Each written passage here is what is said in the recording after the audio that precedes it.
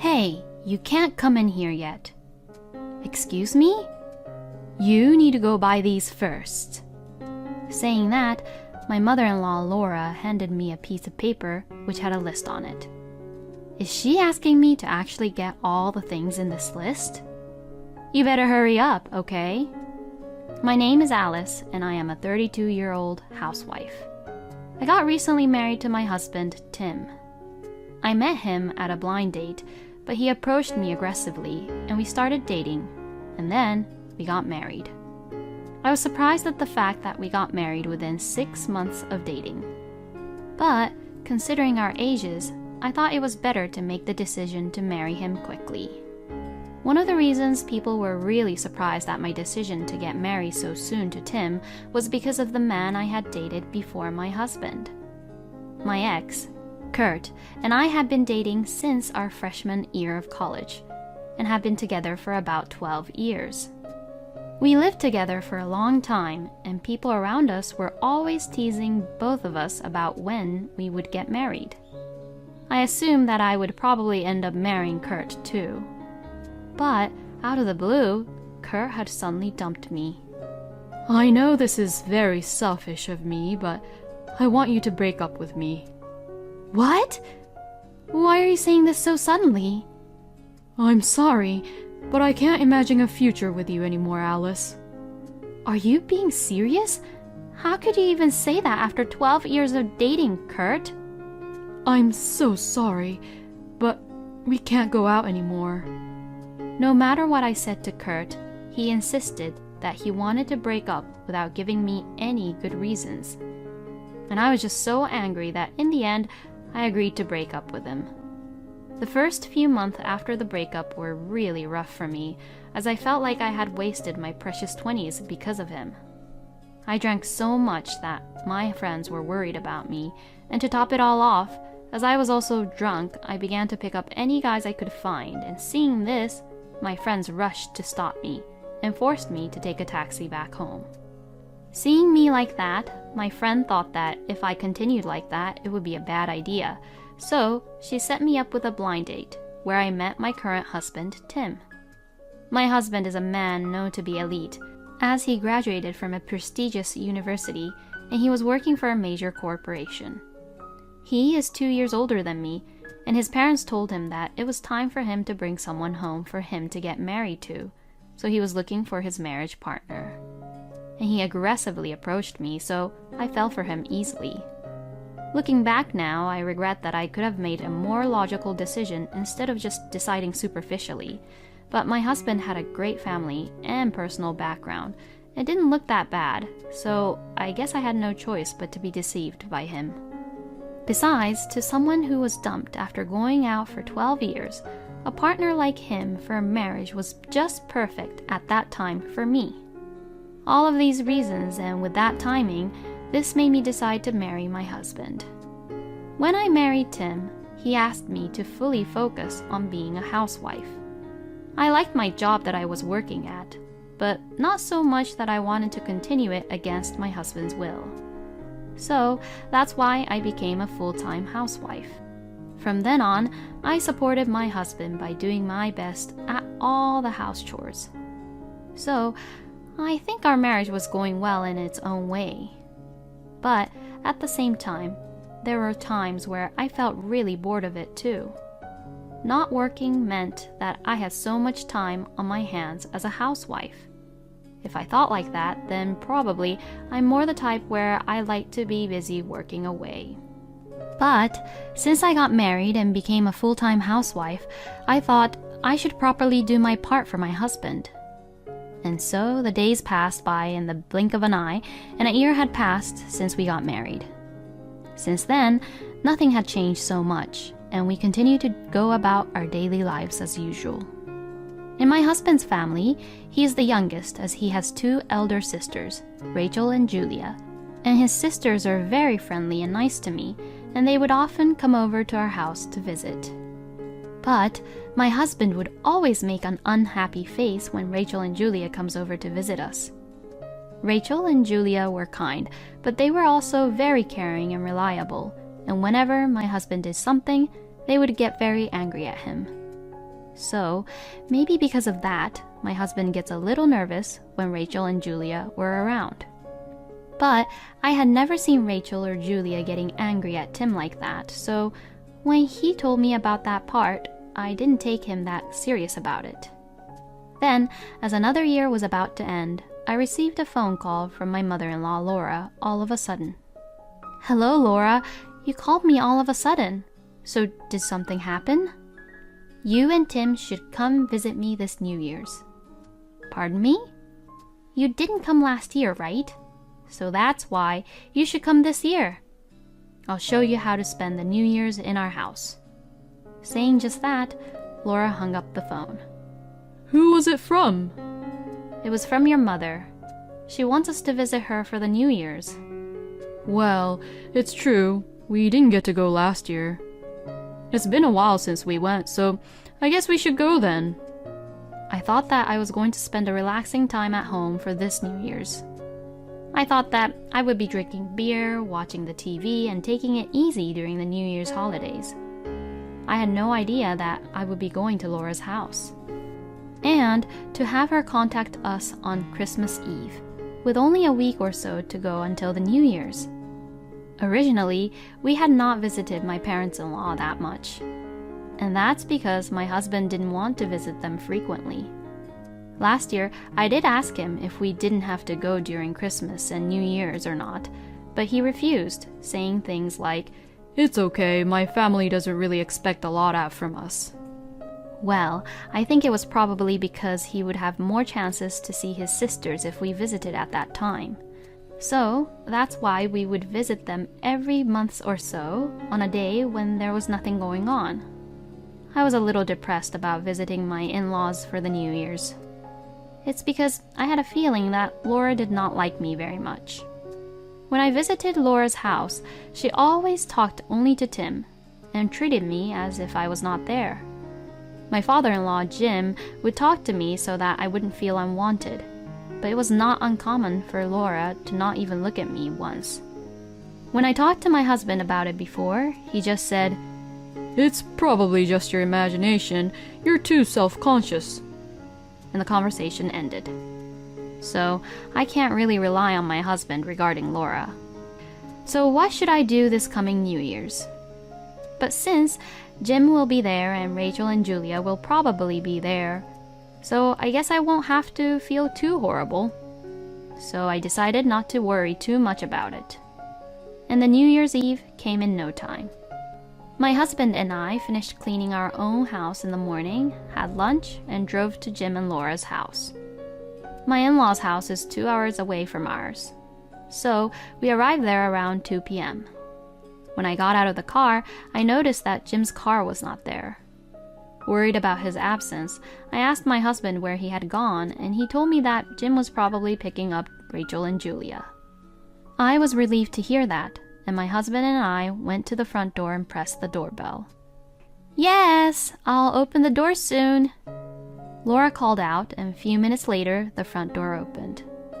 "Oh, hello! Thank you for coming here all the way. Welcome back." "Laura, it's so nice to see you." Laura glanced at me, smiled only at Tim, and said, Come on in. There's cake and tea. Let's eat." She did it again. This is how she would ignore me. Feeling a little uncomfortable, I tried to go inside the house. But then, Laura stood in front of me. "Hey, you can't come in here yet."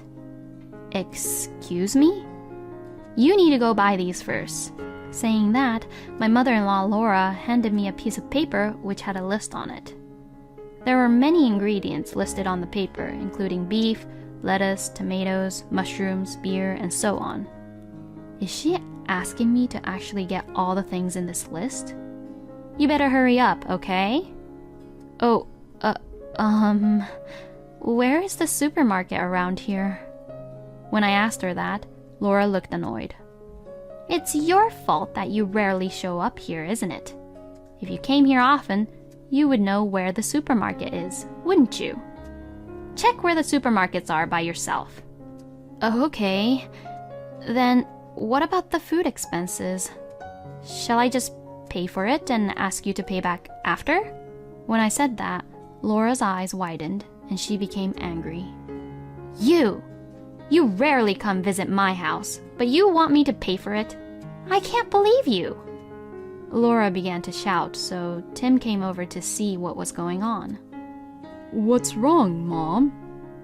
Oh, Tim, honey, Alice just tried to make me pay for the groceries. What? Hey, don't annoy Mom like that. You should just pay for that stuff instead. What? But then I'll pay it out from our family budget. Is that okay with you? Huh?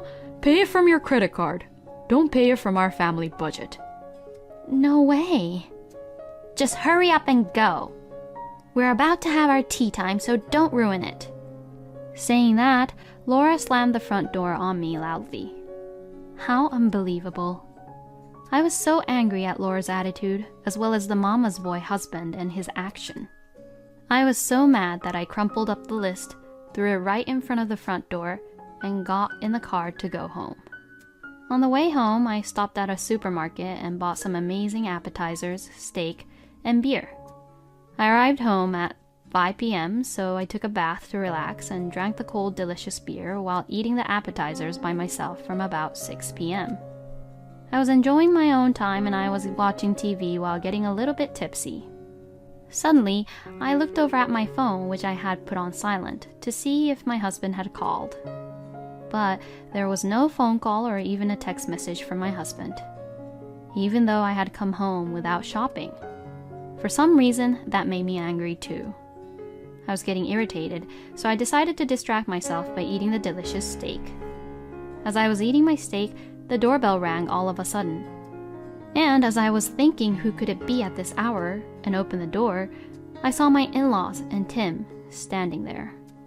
To my surprise, Rachel began to apologize by saying, "I'm sorry for my stupid mother and brother." Both Laura and Tim's eyes were bright red. This was not because they were drunk or anything, but because they were yelled at by Rachel, Julia, and Jim, and they were probably crying. Being forced by Rachel and Julia, Tim and Laura began to apologize. Well, they sounded like they had to apologize because they were forced to. After, I took Tim into the house and the in-laws left. As soon as my husband saw that his sisters and his father were gone, he immediately became angry, saying, "Why didn't you cover for me?" He continued to complain about it, but I just ignored him. And a few days later, I met my high school friends for the first time in a while and had lunch with them. But on the way home, I saw my husband having an affair with another woman. He was walking arm in arm with a young woman. I quickly took a photo of the two of them from the shadows and sent it to my husband over text message asking him what this was all about. Then he read the message, but he didn't reply back and ignored the text message.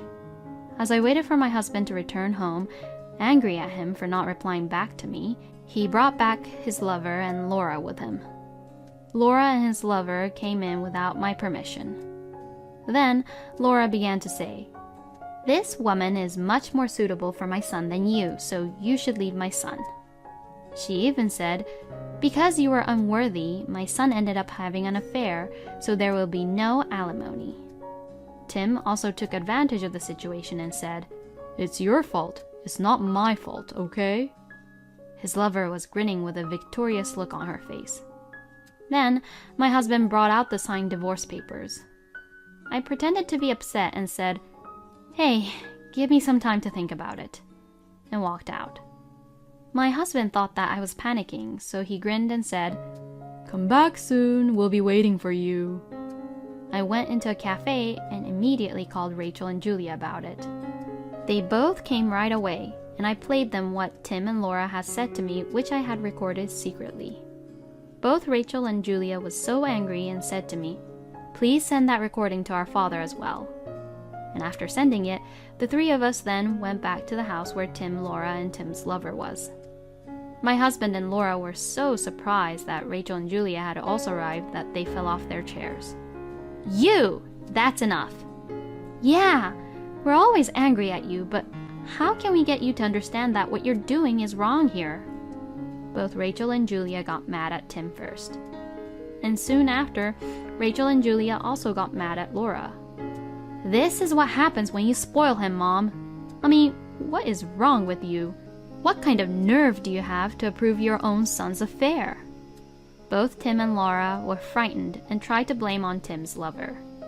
Then, both Rachel and Laura put their faces close to Tim's lover and glared at her.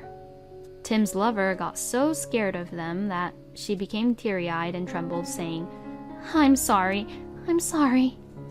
Rachel and Julia then made her husband promise by saying, "You will get a divorce, Tim, but you must pay the alimony to Alice." Well, there was no way not to pay for alimony when Tim even admitted that he was having an affair by himself. Then, as I was signing the divorce papers, Laura's phone rang. Apparently, she received a text message from Jim. "Oh my God, what shall I do? Jim is saying that he's going to divorce me." Laura was panicking and clung desperately to my husband with tears in her eyes. But Tim had to pay alimony to me because of Rachel and Julia, so he couldn't afford to worry about his own mother right now. Well, don't ask me about it. I don't even have the capacity to look after you. That was what he was saying to Laura. After that, we successfully got divorced. By the way, Tim's lover disappeared from Tim after paying alimony because she was too scared of Rachel and Julia. And it seems that Jim really divorced Laura too, and now she had forced herself into Tim's place so that she could live with him. They are now living together, and Tim is the one paying off the alimony and cover living expenses for both Laura and him. But the affair was discovered by someone at work somehow, and word spread through Tim's company, and he was given a pay cut, so apparently he is living poorly. It's what both Tim and Laura deserves. Meanwhile, Rachel had asked me if I wanted to join her company because someone quit at her place, so I went in for a job interview. They hired me as a full-time employee, and I am now working hard with Rachel. And both Rachel and Julia took me to a bar after work to celebrate for getting a new job and divorcing Tim. You know, this is our go-to place.